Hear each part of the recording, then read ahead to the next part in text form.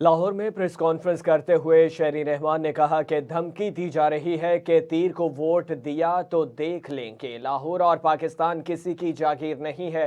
अताउल्ला तारड़ के गुंडे जत्थों की सूरत में हमले कर रहे हैं। उन्होंने कहा कि पीपल्स पार्टी कभी धमकियों से डरी है, ना कोई इसे डरा सकता है।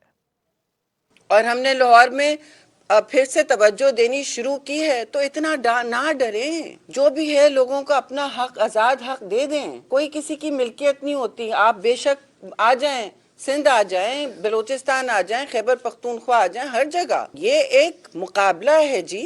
ये कोई जंग नहीं है, ये कोई अखाड़ा नहीं है। प्लीज इसको दंगल का मैदान ना बनाएं, खून खराबा। 8 फरवरी को लोगों को आजादाना अपना हक इस्तेमाल करें।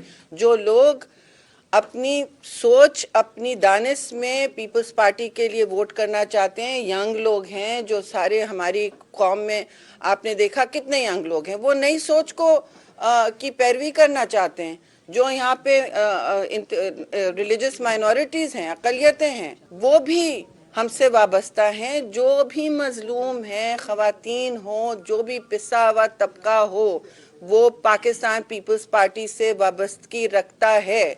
शहीद जुल्फ़िकार अली भुट्टो और शहीद रानी